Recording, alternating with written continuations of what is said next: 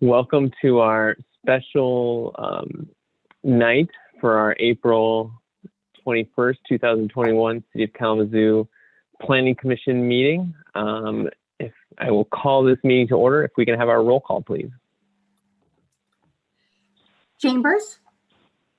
Present in Kalamazoo, Michigan. Swan. Present in Kalamazoo, Michigan. Harrison. Present in Kalamazoo, Michigan. Milliken. Present in Kalamazoo, Michigan. Patelko. Present in Kalamazoo, Michigan. Bias. Present in Kalamazoo, Michigan. Phelps. Present in Kalamazoo, Michigan. And Burgess.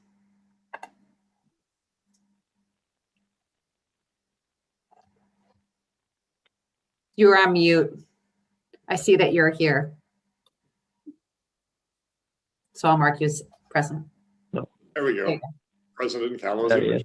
Thank you, Commissioner. Excellent. All right.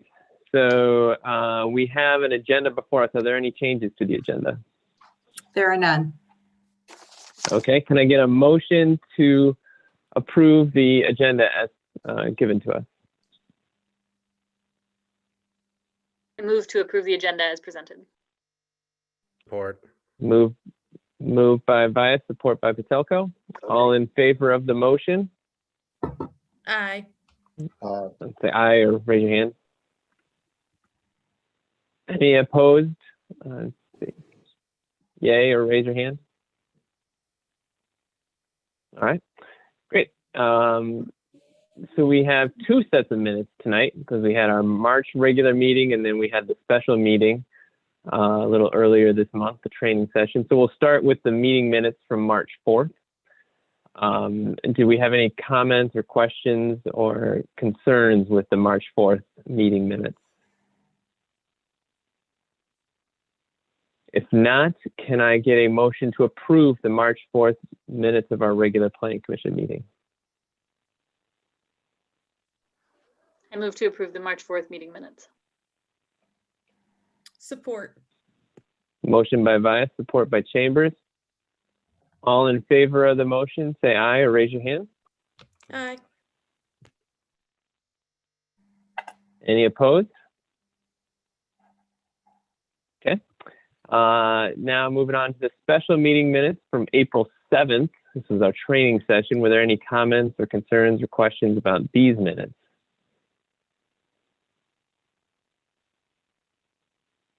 Okay, can I get a motion to approve the special meeting minutes from our April 7th Planning Commission meeting? I move to approve the special meeting minutes for the April 7 meeting. Motion by Burgess, support. Support. Support by Harrison. All in favor, say yay or raise your hand. Yay. Any opposed? All right, great. Thank you. Any communications or announcements? No, however, I'm going to pause us for a second because I think I skipped over Commissioner Pitts when we were doing our roll call. And so I want to apologize. I see that he is on the line, but I wanted to give him a chance to say present in Kalamazoo, Michigan. Present, Kalamazoo, Michigan. I apologize. No worries. There we go. No Thank other you. communications or announcements. No other communications or announcements, and no public hearings on our agenda today, but this is a public meeting. Later on in the agenda, we'll have an opportunity for public comment on non-agenda items. And as we've done throughout this virtual world, if you want to call in and leave a message, that phone number is 269-226-6573. Again, that's 269-226-6573. And you can call in, leave a message, and we'll play those messages later on in the agenda. So with that, We'll move on to discussion action items. We've got a continuation of our training that we started earlier at our April 7th meeting. Pete or Christina, you want to take it away for us? And that's going to be me. First housekeeping item. I know you all received several emails leading up to this meeting. Some was additional information that had come out regarding tips from the Disability Network, for public meetings. And, but the other ones were just related to attendance checks. And we try not to bombard you with attendance check emails. So if you see those, please respond, because once you respond and we know we've got quorum, or we've got almost a full board present, then we'll leave you alone. But yeah, so Beth does circulate those every month before the meeting to make sure we're not going to have any difficulty conducting business due to lack of board members. So I just wanted to touch base on that. I am going to bring up the PowerPoint presentation here. And I'm glad you all came back today, because that's a sign that this must have been okay, the first half of our training program. Okay.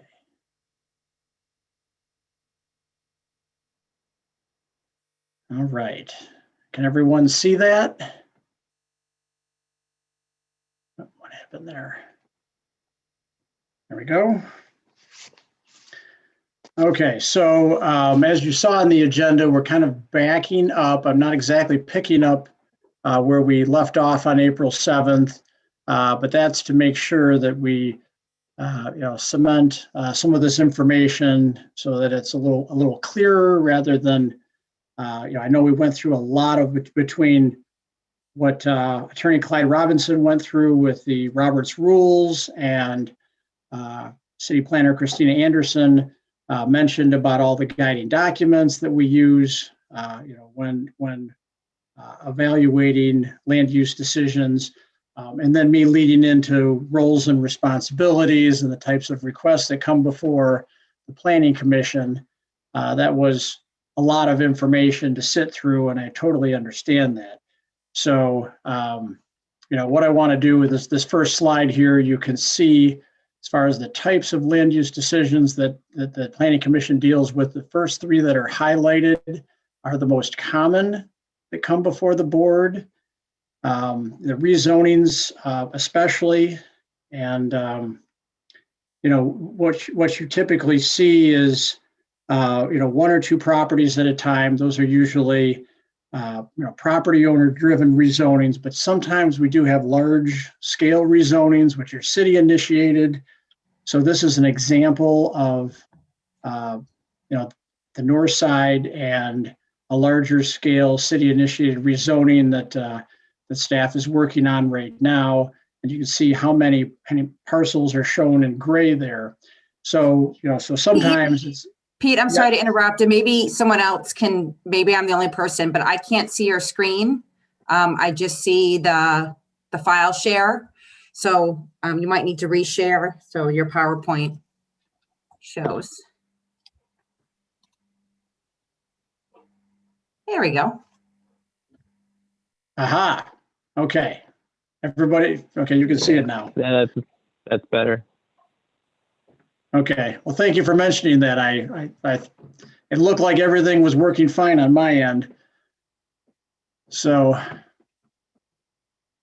anyway, so let me just flip to the next one. So anyways, this.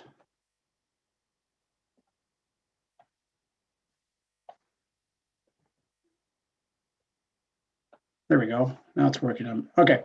So this was is an example of a large scale rezoning initiated by the city. You can see the numerous parcels involved in something like this.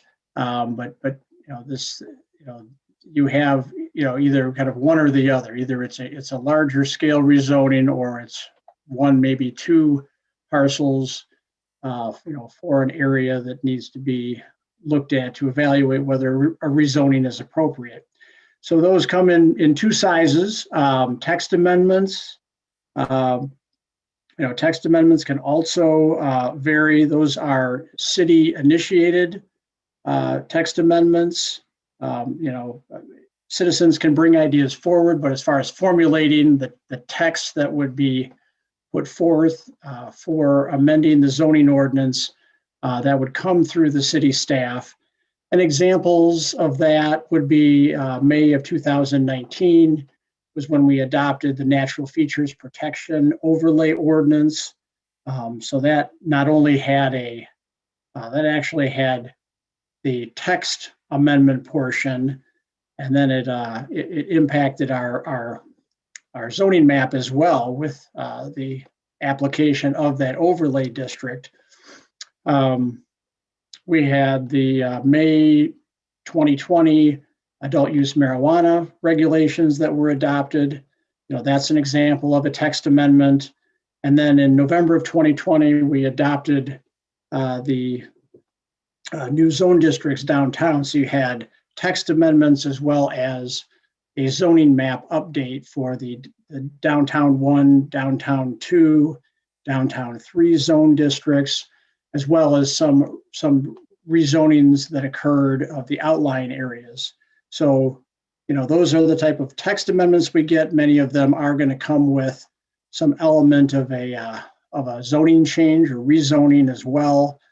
But I wanted to go through that. And then, of course, special use permits are quite commonplace. Before I leave rezonings and text amendments, those are decisions that are they're recommendations from the Planning Commission that then go to the City Commission for review and approval. When we get to special use permits, which come before the Planning Commission quite regularly, that is an approval process where it's final at the Planning Commission. And with the special use permits, it's a review of land uses and how they fit a certain zone district. In order to evaluate that better, there are review criteria that are applied, which I'll get into in more detail. But examples for the residential zone districts that are special uses, we have schools, we have religious assemblies, group daycares, community service centers. So some of these types of uses are not that much different than the intensity of a residential use, but others are more quasi-commercial, like a larger scale church or a school, for example, that they're going to have a large parking lot, greater occupancy. It's going to add traffic to the street, that sort of thing that you normally wouldn't have with just residential uses. And for commercial zones, the most common special use permits are things like that involve outdoor sales. If you have a land use that is, the primary use is just a surface parking lot, a business that has outdoor storage. Sometimes that outdoor storage element requires a special use permit approval. So, it's really just a matter of, it's a land use that, that may need, some safeguards in place. And the first step in that process is having the Planning Commission evaluate it. Looking at the other types of land use decisions made, planned unit developments aren't before the board very often. Preliminary subdivisions, we don't see those very much. The right-of-way vacations, there's a couple of those a year. We just recently had one for Kalamazoo Public Schools on Garden Street over in the Edison neighborhood to vacate a right-of-way that extended into the school property. It was thought that it was vacated around 1920, 1930, but because of the unclear records, that process had to be repeated again. And then, of course, the last one is review of land use decisions. Review of land use, development, and related plans. These touch on the guiding documents again with the master plan, the neighborhood plans, capital improvement plan and so forth. So looking more closely at the rezonings and text amendments, as I mentioned, there's, these cases are either applicant driven or it's a city initiative. So they come in both ways. The city planner, Christina Anderson, has developed a process or policy for, the larger scale city driven initiatives to make sure that there's multiple touch points with the planning commission so that you are, brought into the loop, early on in the development stages of that initiative. And then when there's draft information available, that's provided. Sometimes there's a presentation. And then, of course, the third touch point is the actual public hearing when that rezoning or text amendment is brought in front of the Planning Commission for a formal presentation and a vote. So, that is something that's been developed in the last year. So looking at rezonings and text amendments in order to help in the decision-making process and to determine the merit of the proposed rezoning or text amendment, there's review criteria established in the zoning ordinance, and that's what you're looking at in front of you. The first is the alignment of the strategic vision, the 2020 master plan and neighborhood plan.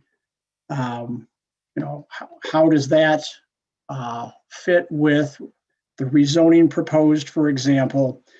And these types of things, you could be, we look at the strategic vision and its alignment with what's proposed. We look at the future land use map and the goals of the master plan, and can kind of work through those documents to see the applicability and the merit of what is being requested. The second one is, and I'm just going to move the images off to the side here, that is have conditions changed that require the rezoning or text amendment. So what are the land uses of the surrounding the subject property? How does the, what's proposed, align, or shall I say, how does the current zoning align with how that area of the city has grown and developed? The third one, how will rezoning a text amendment address a demonstrated community need?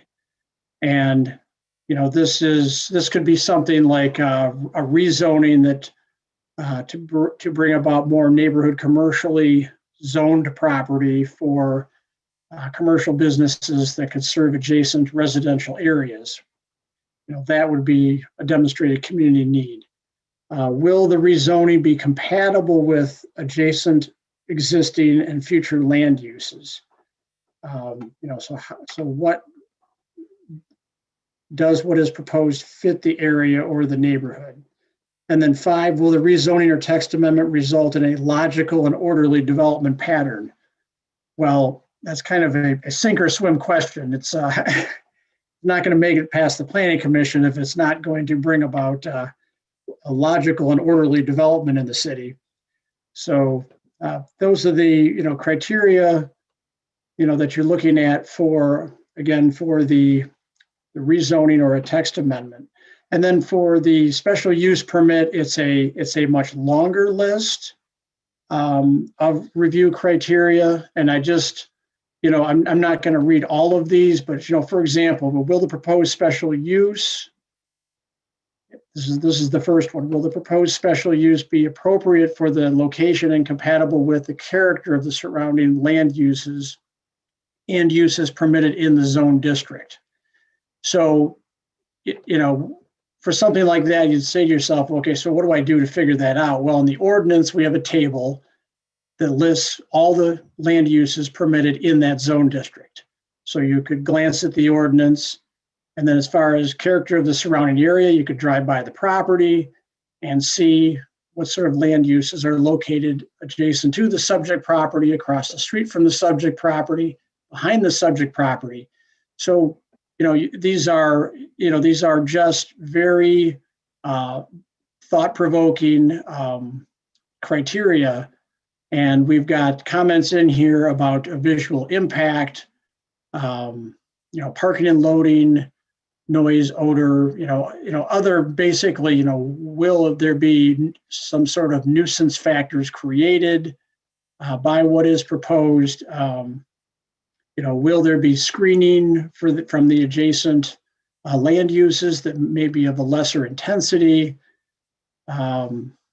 What about, if we go into the second part of this criteria, number 9 touches on, adequate facilities, potable water, wastewater, access for police and fire facilities to get into the site. So we have, some really good criteria to look at. And this is something that's laid out in the staff reports that you will see. So you'll get all this criteria with comments from the planning staff, to help in the decision making. So this is the quote of the day here. Zoning decisions involve balancing the needs of the community and those of the private property owner. Site plan review. Okay, so let me pause for a minute. So now we're going to shift gears and we're going to talk about the site plan review oversight process. As I mentioned before, this is a responsibility of the Planning Commission. As you may have noted on the agenda for tonight, this is something we're going to vote on, whether to continue to delegate that to the Site Plan Review Committee to get that work done as far as completion of the review and approval of site plans. So I'm just going to go through briefly how the oversight is set up and what that process looks like at the staff level for the site plan review process.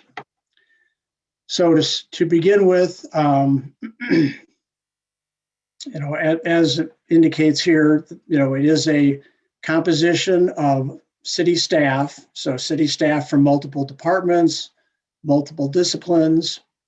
How do we communicate, what goes on with the site plan review committee with the Planning Commission?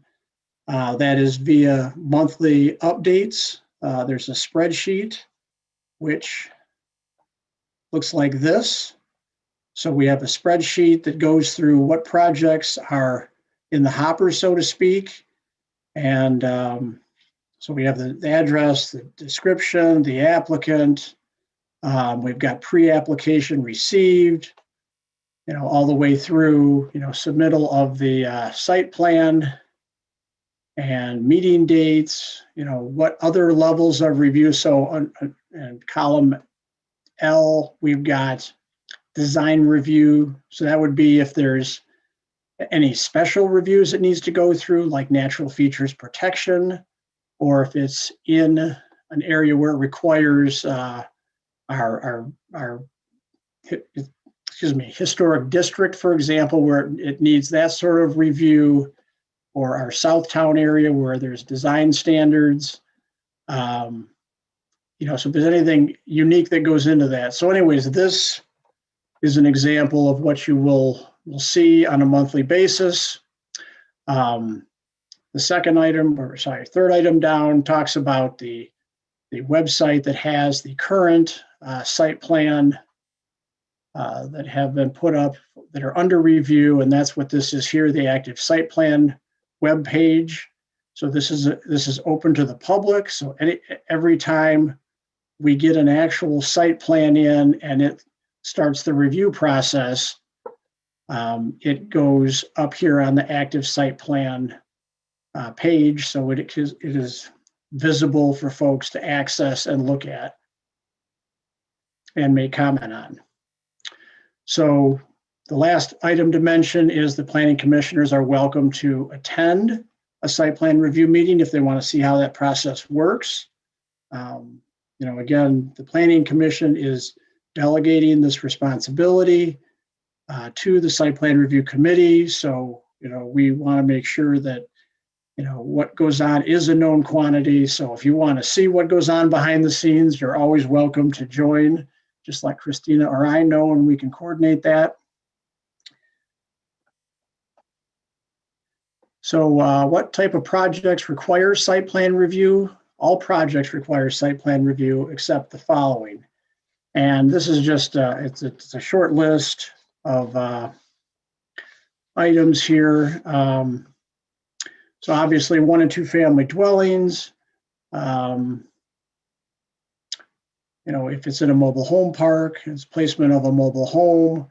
The third one down, internal construction, not requiring increasing intensity or parking requirements. The internal construction, or that's just if there's a change in the floor area of a structure that does not increase the gross floor area or increase the intensity of the use or affect the required parking. So, we try to come up with some reasonable exceptions. The site clearing with an area of less than a half acre. So small amounts of land clearing would be exempt. Temporary uses are really governed under our temporary use permit process. So things like, if you see a fireworks stand, a food truck in a commercial parking lot set up, those types of things are temporary uses, and there's a separate process those go through. And then minor development expansions, which that's classified as around 250 square feet in area. So there are some exceptions, but most projects, especially the commercial projects, are all going to fall under the site plan review process. So when we look at the details of the site plan review process and what steps are involved for folks, we have it all laid out on our website in greater detail under the site plan review tab on the side of the screen.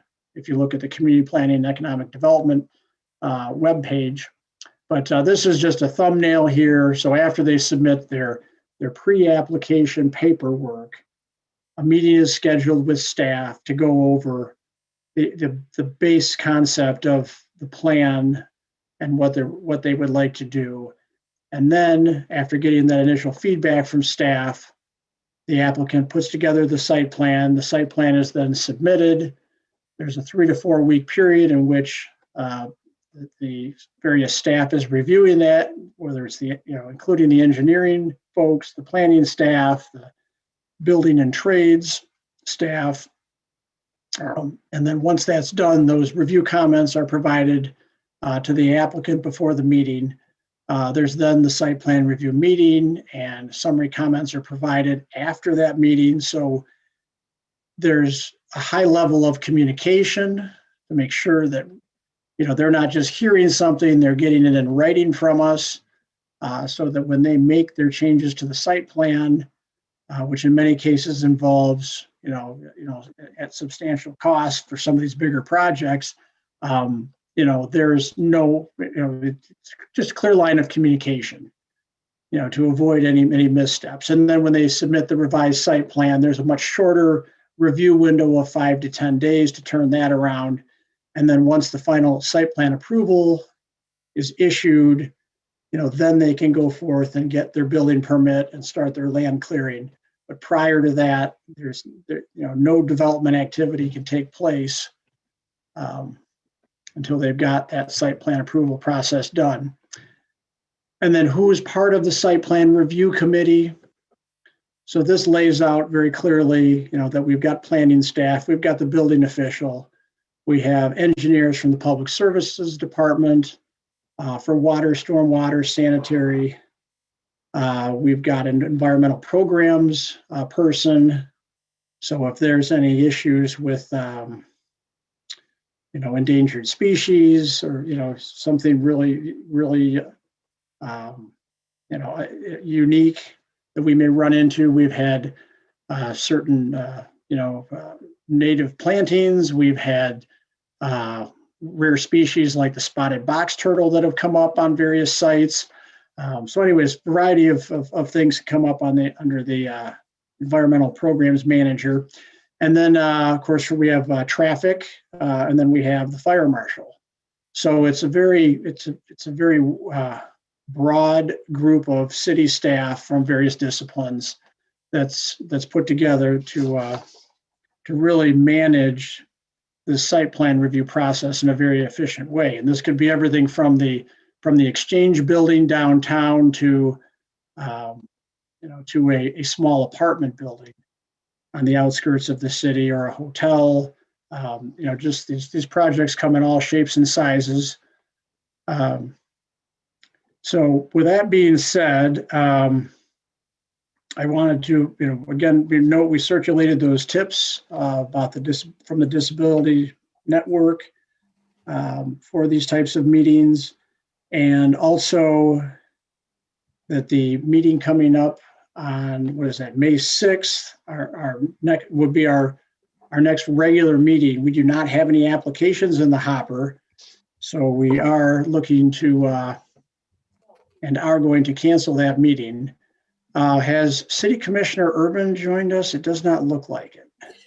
And Pete, before we go on to closing comments, or if Commissioner Urban joins us, I wanted to pause to see if anybody had any questions about the site plan process. We have a lot of new members, so I just want to make sure everyone understands, what we're asking of you when you vote. That you're giving staff the authority. Staff has worked really hard on the site plan review process to make sure that it runs efficiently, and with regular check-ins with the development community to make sure we're serving everybody correctly or efficiently. The state, through the Redevelopment Readies community, has lifted up our process and actively discusses it as a good example of how to do site plan, as does the Michigan Municipal League. So if you have questions, Pete or I are happy to answer them. But it's a pretty important piece of our work. Bobby Durkee, that's essentially his entire job, is running the site plan process, because it's such a busy set of cases each week. Commissioner Burgess? Yeah, I just a couple thoughts. It's clearly a very thorough process with all the bases covered, and you've got a really good staff involved. How long has the city been doing it this way with this process? Well, this process is about 2 years old, meaning the pre-application, the return of the review comments. We redid it about 2 to 2.5 years ago. Pete, can you answer how long staff has been handling site plan? Because that's much longer than that. Yeah, I was trying to think back if it's been 8 years now. I've been with the city long enough that I can actually tell you there was a period of time in which they were starting to double up and do 2 planning commission meetings each month in order to handle the site plan review. So that was the impetus for creating an internal staff and doing the delegation, because there was so many intricate details, in some of the larger site plans, that it really was time consuming. But yeah, I want to say it's been at least 8 to 10 years. And then the process has been refined since then. So if you look at our website, it's really a carefully orchestrated, step-by-step, process to take in the information, to provide feedback, to take in the revised feedback, and it is it's really come around over the years. Yeah, I can tell there's a lot of different experts to check in with and a lot of boxes to check off. So sounds like you cover it well. Was there a process at one point where staff handled most site plan special requests and the commission did review on some or anything like that? Or has it always been all or nothing? Well, that's a good question, because there actually is still a clause in the ordinance that any site plans for the Business Technology and Research Park off of Parkview Avenue, any site plans that come in for that are to be looked at, by the Planning Commission. It says reviewed by the Planning Commission, but again, we still do the internal staff-driven process, but we also share those site plans with the Planning Commission. So yes, there was a larger envelope of projects that were required to go to the Planning Commission, and now that has simply shrunk down to just the Business Technology and Research Park to make sure that those are viewed by the Planning Commission. Okay, that about covers my questions. Thank you.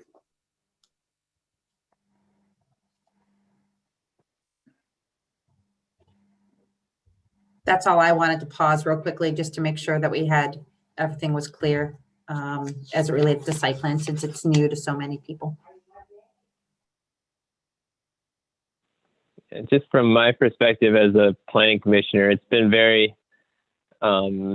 efficient and effective, and it's been nice to get the updates, and we get a chance at each meeting. We get emails on site plans as they come into the staff. We can click, go to the website, see them, and then we get that spreadsheet. And if there's any that in fact, I'm going to ask a question today on one that we want to ask a question about, we can ask questions at these meetings of staff and say, hey, what's the deal with this? Or why is this taking so long? Or, hey, can you give me a little more information about that one? We can do that at these meetings. And on the flip of that, when you think about the substantial number of those cases, and then you think about the depth of knowledge and detail required to go through those and review them and do that in an efficient manner to maintain that pace of development, I don't think it's something we could do. I don't think we have the capacity or the capability to perform that function, frankly. And so I think it's great that it's in staff's hands. They've done a wonderful job. I've seen it on both sides, and so I'm a big fan of that process. Commissioner Milliken does make a good point. You can sign up on the site plan website to receive alerts every time a new site plan is posted. You can choose it by neighborhood, or you can choose out all the neighborhoods. And, when we initiated this process, I think we sent it around to all the planning commissioners so you could sign up. So we can send you that link again, so you can sign up. And again, if you can select, by neighborhood or the whole city, and then you'll get those alerts as soon as they are posted, which is at least 3 weeks before the meeting itself.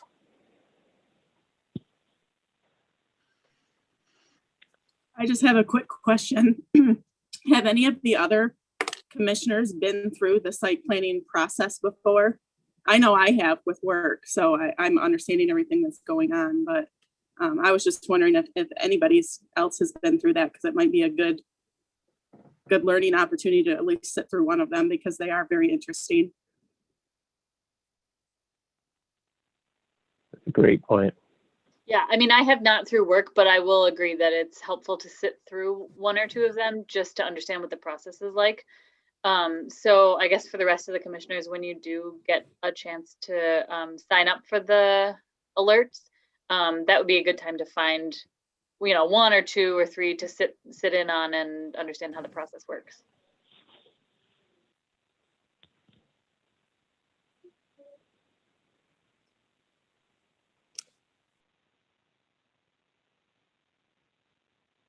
Does anyone else have any other questions on the training? This is your training, so we want to make sure you get the information you need. Any other questions?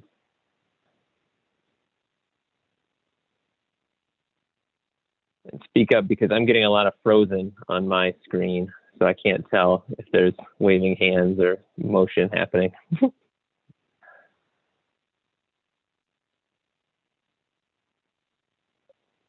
Well, I'm not seeing anything, and I was asked to make a couple of closing comments, so I'll be brief and just throw in a couple of things. But I want to thank Pete and Christina and Clyde for their efforts in putting the information together. We're going to do this maybe a couple more times, perhaps, depending on what issues come up. I think this is very important.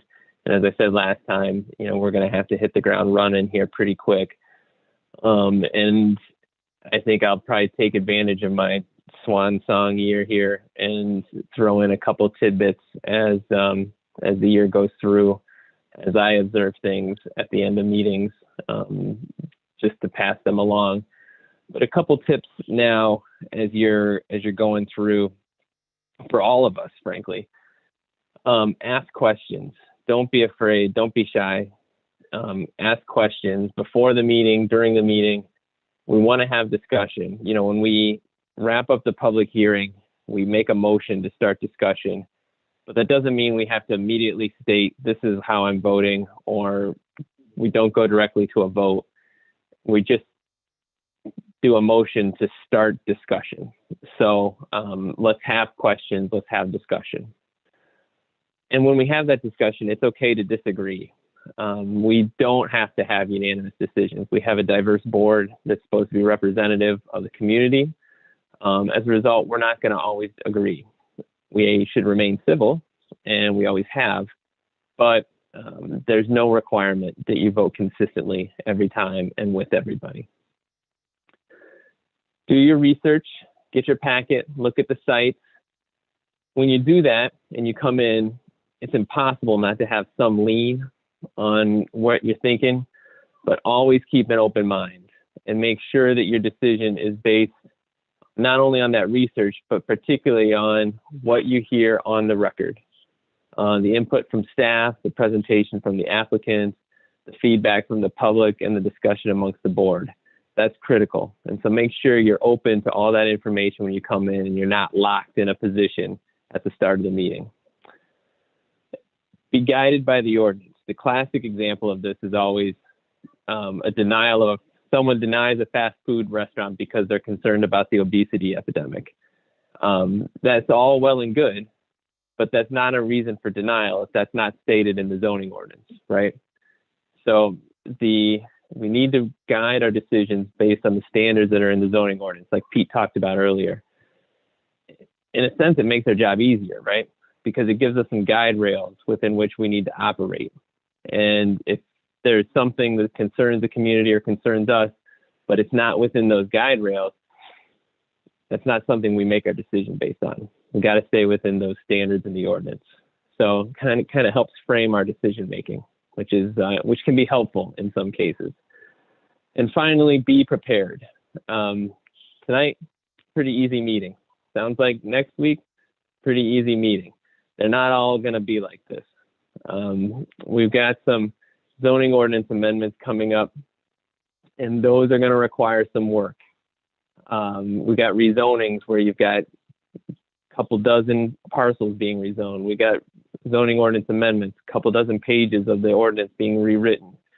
It's going to require some preparation, and you're not going to just be able to walk into the meeting and expect to make a coherent decision. So that's where we need to do some work ahead of time, ask questions ahead of time, and if you're not ready at the meeting, ask for some more time. Ask for whatever you need.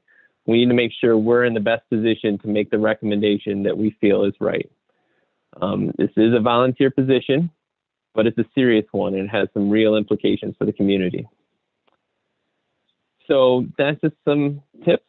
Really appreciate everyone's willingness to serve. I appreciate everyone's attention to this training. So last chance, any questions before we move on?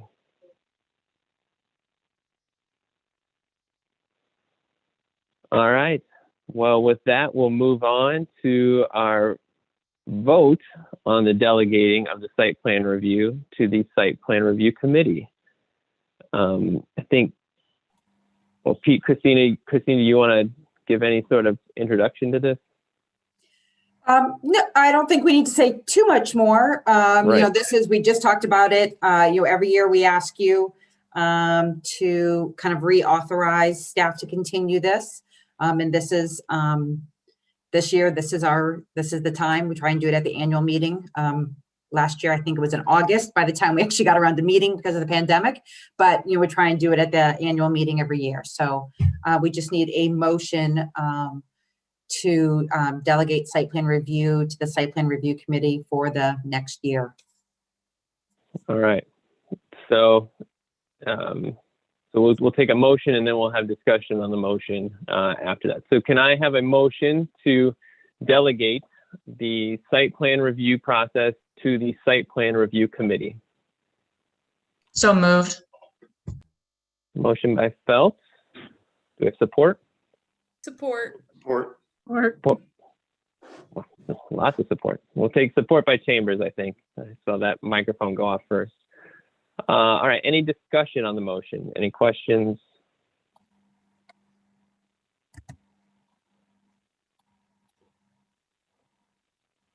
Seeing and hearing none.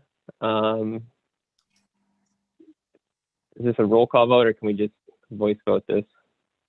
Well, I'm going to say roll call vote because I can't, everybody's frozen on my screen. So can we do a roll call vote? Chambers, Yes. Swan, yes. Harrison, Yes. Milliken, Yes. Patelko, Yes. Pitts, Yes. Bias, Yes. Phelps, Yes. Burgess.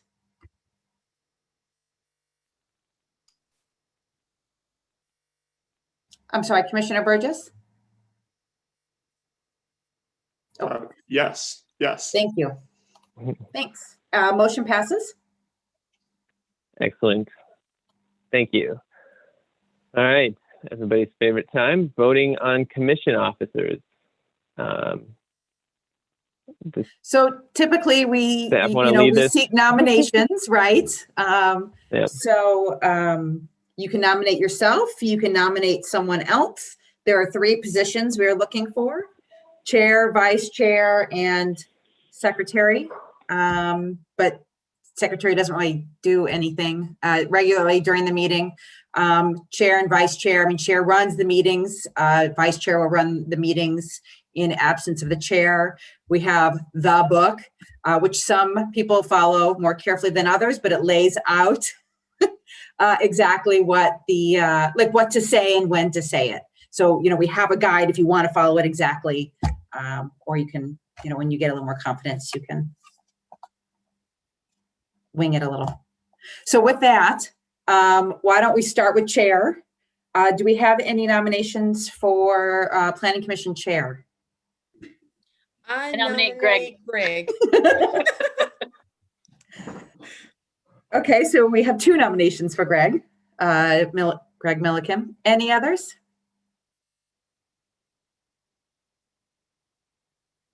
Okay, seeing none. City Attorney Robinson, this can be, is this roll call? Or would you prefer roll call or voice? You can do it either way. Okay, we'll just do voice. And so I guess so we have a motion and a second. I'll say Saki with the motion and Charday with the second for Chair Milliken. Is there any discussion on that? Maybe from current Chair Milliken? I am honored and will serve one more term. Thank you. Okay, so with that, all those in favor say yes. Yes. Yes. Yes. Those opposed say no. Okay. Congratulations, Chair Milliken, on another term. Second position that we need to discuss tonight is vice chair, and so we'll go through the same process. Are there any nominations for a vice chair? I would nominate Commissioner Vias. I will second that.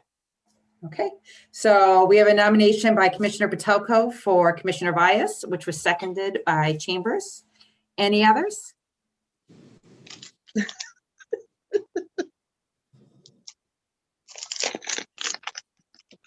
Seeing none. I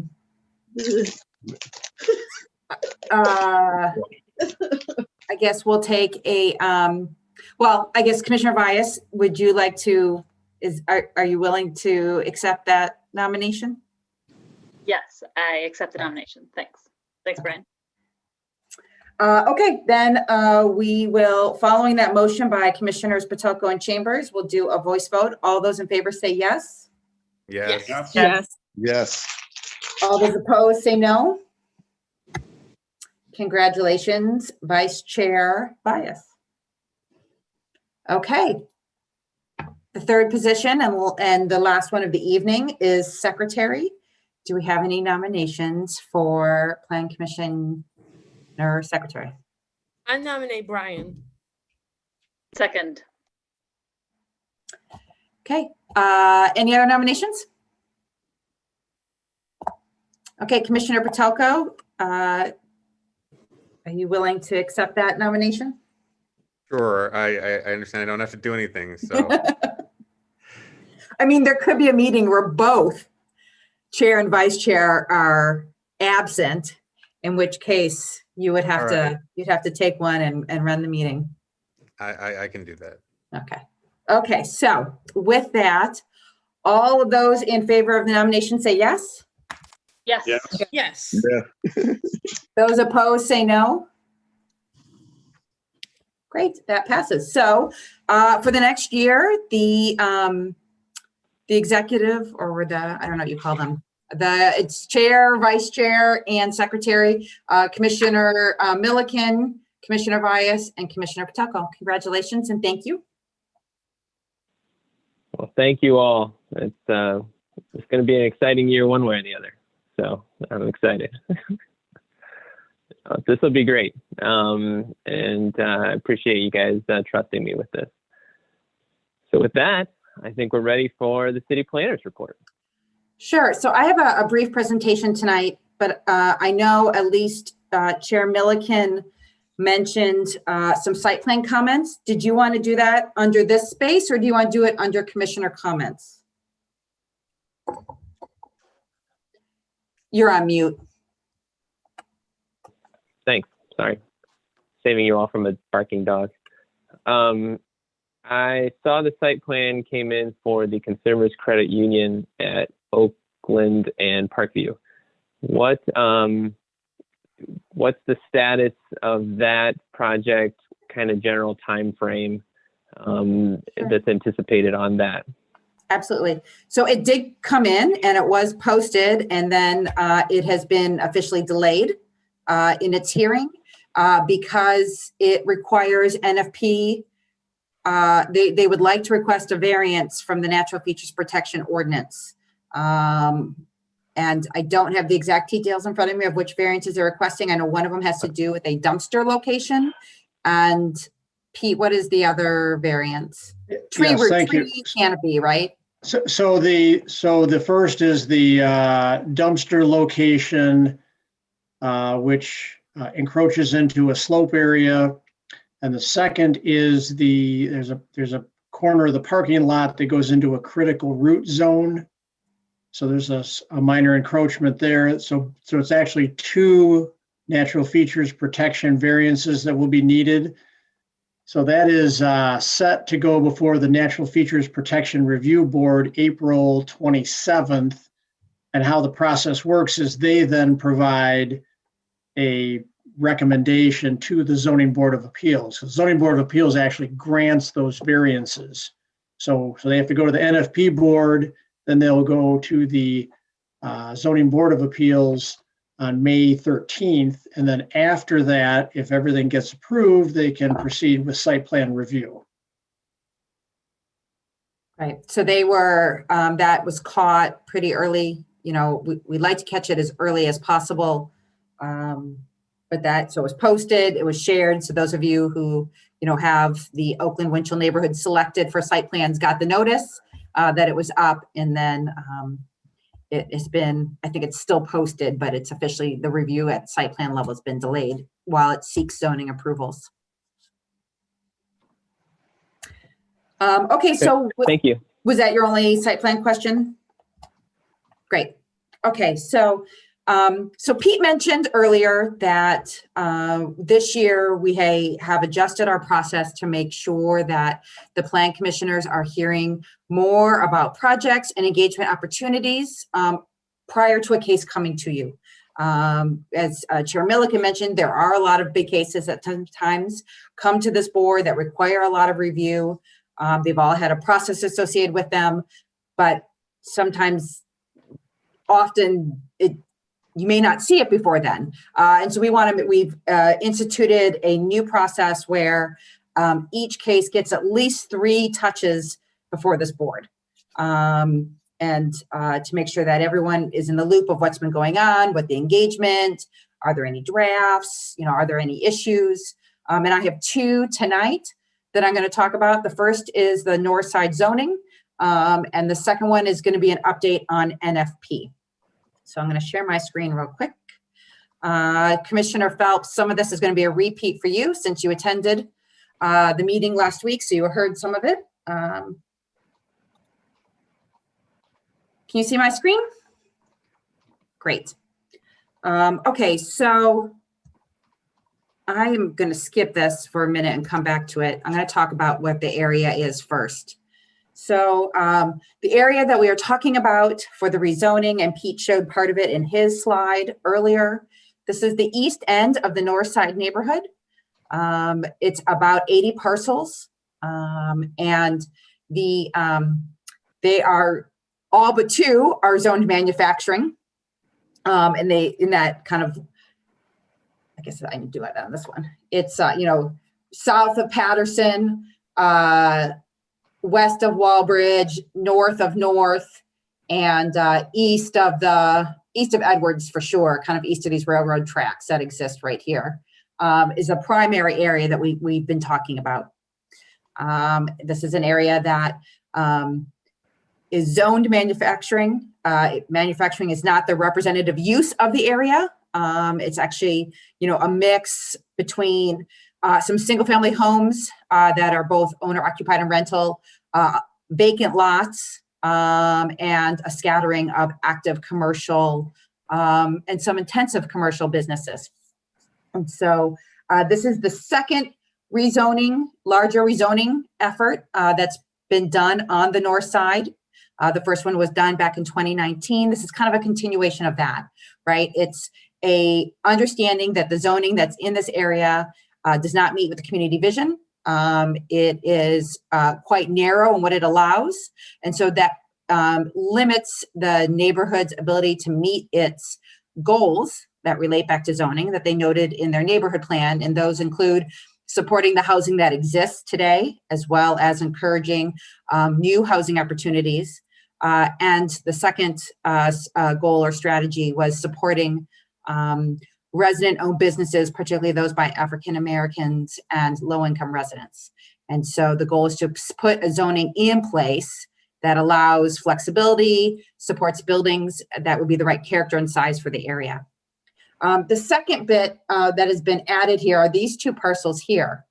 And it's kind of a similar situation. This aerial is a little bit old, so one is not covered in trees. But these are 2 parcels that are used for manufacturing, but are zoned residential mixed use, which does not allow any manufacturing, and have the riverfront overlay on them. And that riverfront overlay district is even a hair more narrow in what it allows in residential mixed use. So definitely doesn't allow manufacturing uses. When we started to talk about the larger rezoning, we had conversations with Graphics Packaging because they own many properties in this area along Patterson, including ones that we're talking about down zoning from M1. And they talked about how they are currently using and how they would like to use these 2 parcels over here to consolidate where their trucks are going between the north and south of Patterson through their facilities, and to consolidate some of their efforts. And so we are including those two parcels in this process as well. So the zoning that's there now does not reflect their current use, and doesn't reflect Patterson, at least in this segment, as a pretty industrial property or industrial corridor. So we've done quite a bit of outreach for this. We hand delivered flyers to all the residential properties back in March, and I think I may have mentioned that when I spoke on this last. We also mailed these flyers to all the property owners, so the residentials got it twice. We had 3 presentations on it last week. One was a property owner specific meeting. It was recorded and then placed online. We presented this rezoning to the Brownfield Redevelopment Authority. And it's important to note that the BRA owns about 25% of the parcels in this area.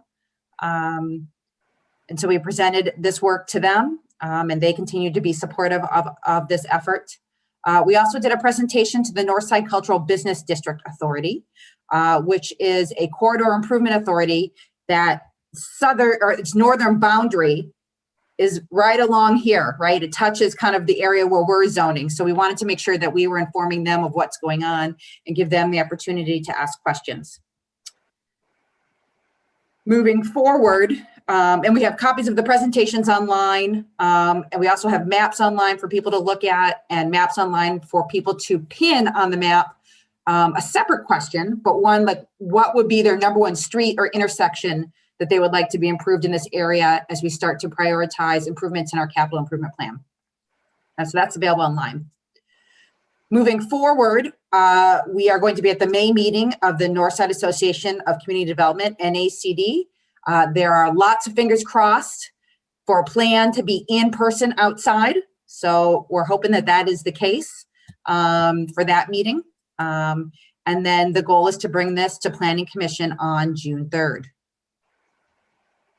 So going back to the slide of where we're going, I want to quickly say, because it's important for those that know what else is going on in the area, what just popped up, that white dashed area, that's the Gibson Guitar facility, is recently in the news for its redevelopment. That is not in this rezoning effort. It is zoned the way it needs to be zoned. They still need to go through site plan and development review process, but it's not included in the area we're talking about. The second property that is not included in what we're talking about is this strip right here, because it already came before this board, right? Mr. Jamari Bogan came because he was moving a little faster than I was to go through this process. It was approved by the City Commission on Monday, and that was to rezone this property kind of ahead of the bigger area from M1 to Live Work 1. So that's been approved by City Commission. So those areas are not included in this work. So I talked about this before, but for the new members, I'm going to say it again. Why are we looking at this area? We talked about the neighborhood plan already and some of the goals and why we want to make sure zoning is right.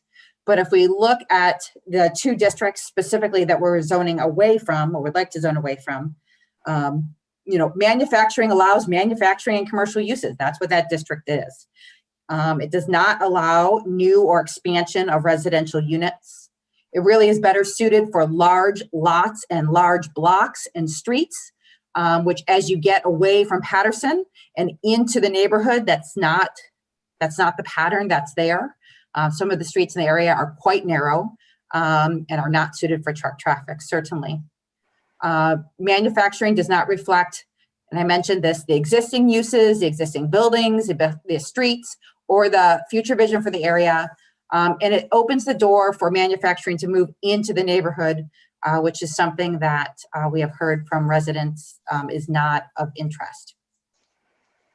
The residential mixed use, or RMU, the 2 green parcels with the riverfront overlay, again, allows residential uses. Again, it also does not reflect existing uses or the existing street pattern. And so when we see these barriers, this is where we incrementally work to update our zoning map, and it's why we're in this area.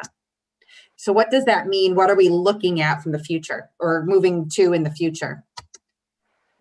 So we know we want to allow maximum flexibility. This area is very unique. So to the north and to the east, it's manufacturing. To the south, it's mixed use. To the west, it's a little bit of mixed use, and then it goes right into the residential neighborhood. And so it's got a lot of context around it. And so we want to make sure that the zoning that exists in this area, allows for a flexible mix of residential and commercial uses, including the single family homes that are there now. So the parcels that just popped up as light purple are being proposed for Live Work 1. Live Work 1 already exists right here on Patterson, down here between Frank and North, and over here. So it really isn't a kind of a continuation of the zoning that we've done in the North Side area. The second set of parcels that just popped up, we're proposing for those to be Live Work 2. These are parcels that are large. They take up almost a whole block in most cases.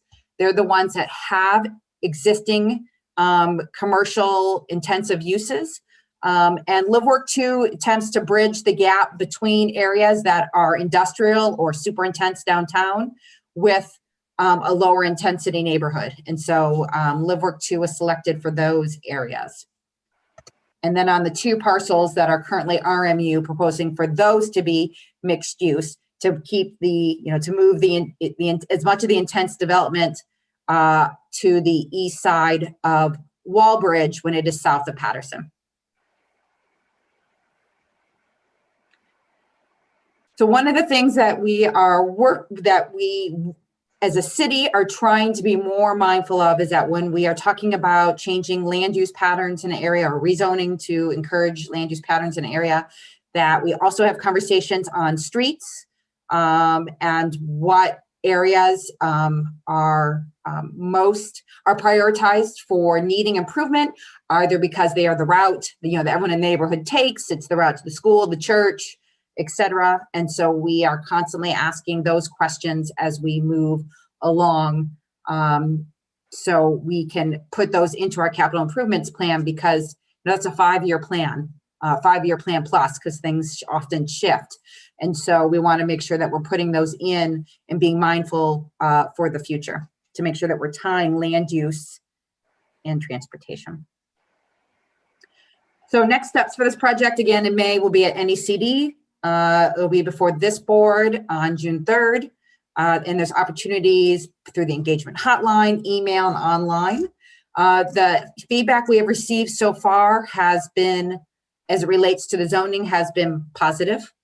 I think there's a recognition that the manufacturing that exists there now is not the right district for that area.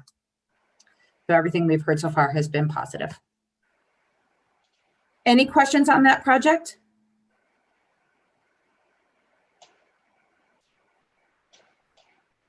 Okay, then quickly, natural features protection.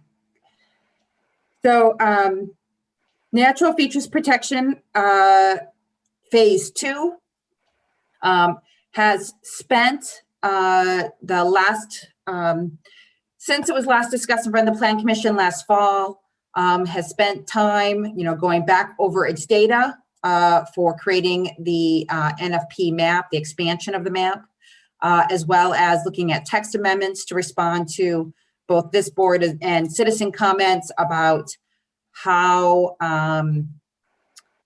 easy or hard it is for either small property owners to respond to all of the requirements. And so changes have been made to both the text and to the map itself. Those are going to be, they've been discussed at the NFP meetings, the last few meetings, and the kind of culmination of all those discussions will be placed online next week, or I guess that's a week and a half from now. So it'll be a draft map, the text amendments, as well as a by address table for the 800 some properties that this includes, of what feature exists on the site and why they're being proposed to be put into natural features protection. We very typically do that table as it relates to land use, right? It's zoned this now, we're proposing to zone it to this for this reason.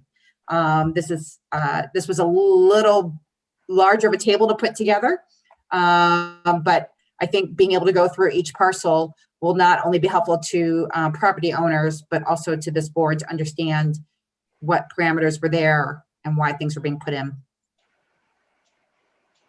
This will be discussed at the May 25th Natural Features Protection Review Board meeting.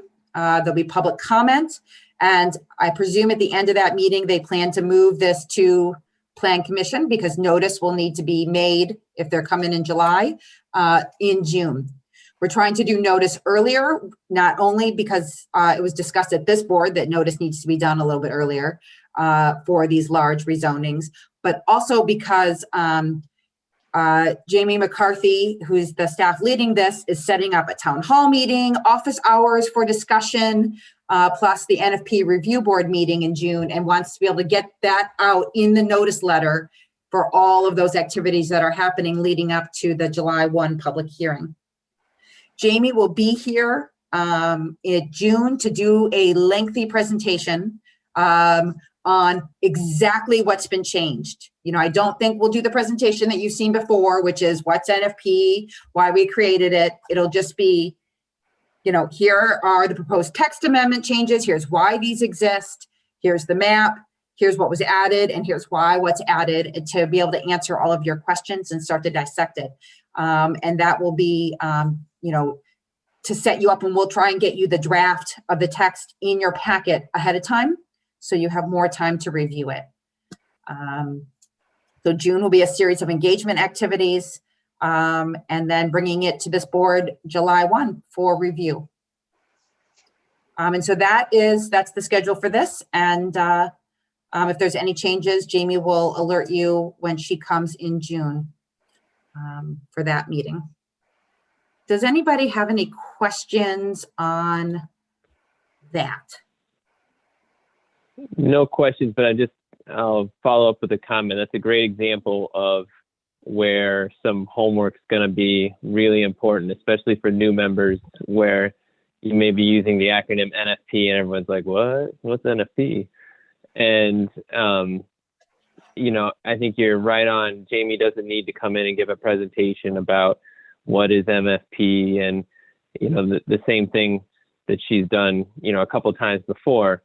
But there are a lot of new members. So going back in the archives and watching some of those earlier meetings, watching some of those earlier town halls or something to sort of get that background of, okay, what is this? What does NFP even stand for? And what are we talking about here? I think will be really important background leading up to that, obviously. And then obviously the rest of the preparation for the meeting. So that's a great example. And the second thing I'd say is I really appreciate you sending that notice out sooner, not only for including those open houses, but it also gives those impacted property owners just a little more time to ask those questions of staff or come to those meetings ahead of time so that their first interaction isn't the public hearing at the Planning Commission.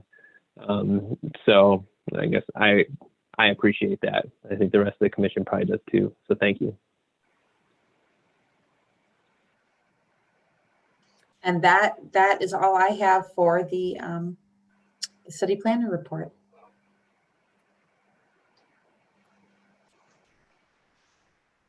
I'm on mute. Excellent.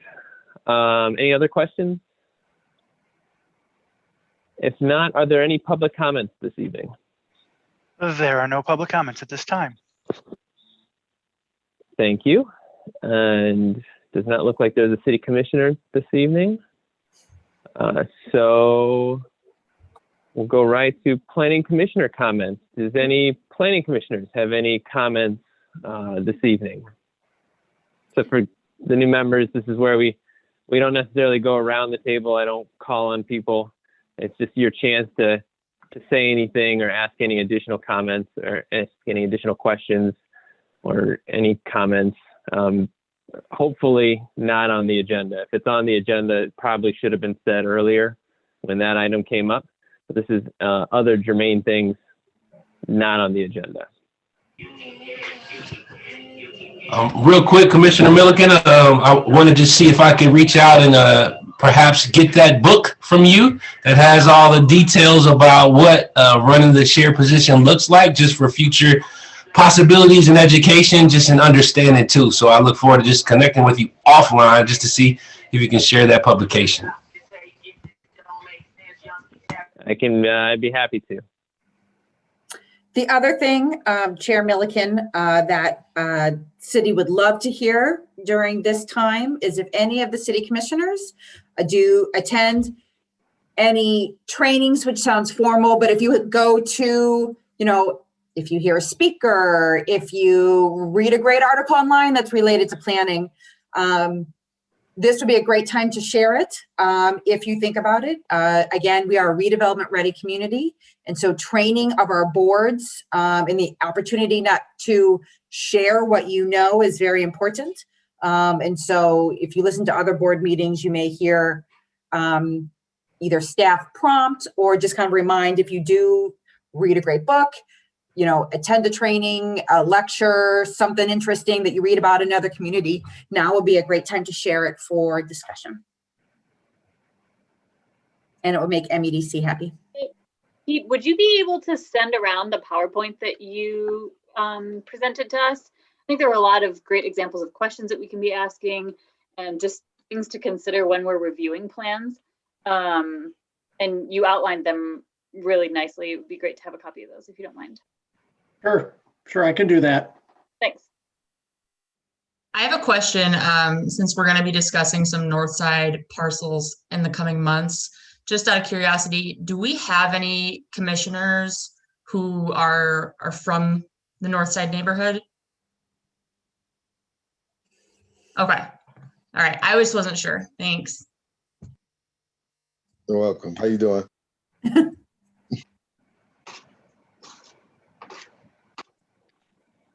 Okay, I was waiting for you to speak up there, James.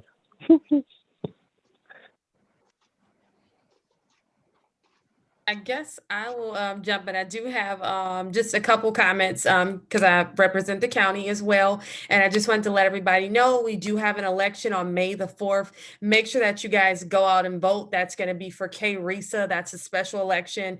And the schools need all the funding that they can get. And if you do live in Galesburg or Augusta, that's another question that will also be on your ballot. But the ones who do stay in the city of Kalamazoo, like all of us, K-RISA will be on the ballot. Make sure that you vote.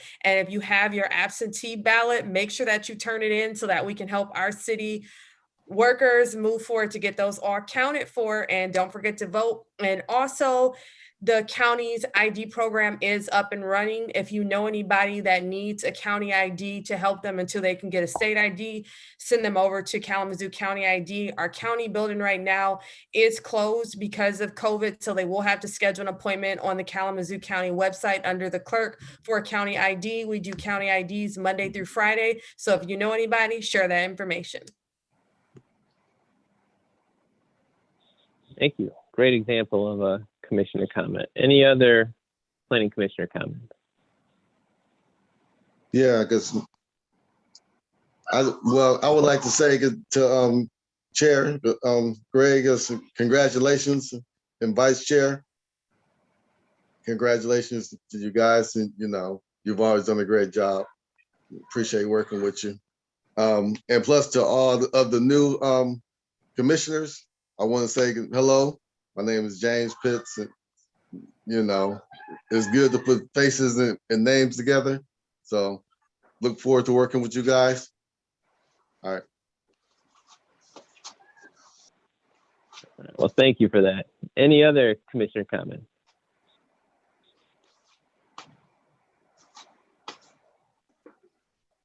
Well, I want to say thank you to everyone for your trust in me for another year. I do hope that we at some point get to do this in person. It's a little bit more fun.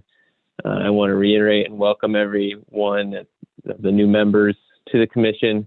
It'll be a lot better when we're all in person, and that'll be a lot. We'll have to welcome each other again and reintroduce ourselves. And on that note, there are a lot of COVID vaccine clinics out there. So if you haven't gotten your vaccine, go get that shot, and hopefully that'll help get us closer to meeting in person. Seeing no one jumping up and raising a hand, and seeing our agenda is cleared, I will adjourn this meeting. Thank you, everybody. Stay warm. And I'll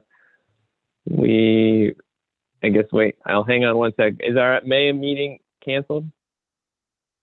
Yes, May meeting is canceled. Yes, and an email will go out to confirm that for everybody, just to. Okay, so our May meeting has been canceled, so we will see each other in June. So have a good 6 weeks, and happy Memorial Day. And we'll talk in June. This meeting's adjourned. Thank you.